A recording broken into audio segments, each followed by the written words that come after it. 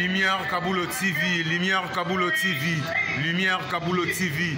Réflexion avec R9, Fabrice R9, Fabrice. Mobali Madeo, Balingaka, moi c'est l'olanga ninyango, nengo salanga yeleki makasi.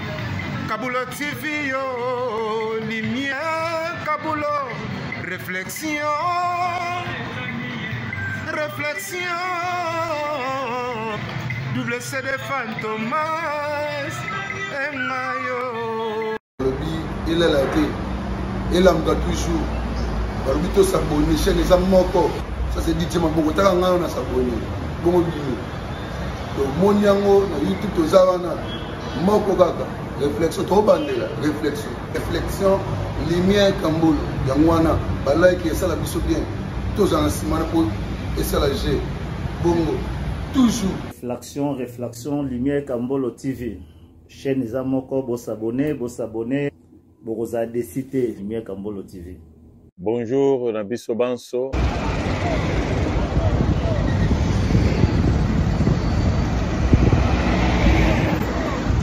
Bote na batali pe balande sa réflexion na mokili mobimba.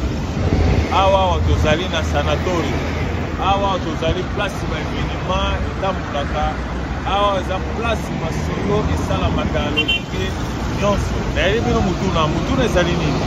Mutuna ezali ozo voyager na mokili mobimba. Obe ozouta Amérique, pono ya Afrique, obe ozouta Europe, pono ya Afrique, obe Afrique ozokende Europe, obe Afrique ozokende Asie, ozouta tous les coins du monde. Alors bandeko baye na bolingo nyonso baye kosenga yo lisungi omemela bango biloko ezali trop cher pona bango o porter yango na pays ozokende omema laptop omema mbongo omema biloko ezali très important trop cher bapesi yo ochango na kati ya bagage na yo omema ngo na mboka yo ozokende okomi na mboka wana mbebe salami bakangi biloko wana to ba biloko wana bayibi yango obungisi yango. Mutuna ezali oyo nani akofuta biloko wana yo mto memaki biloko to bokabula perte to yo mto memaki okufuta to kolo biloko vi perte.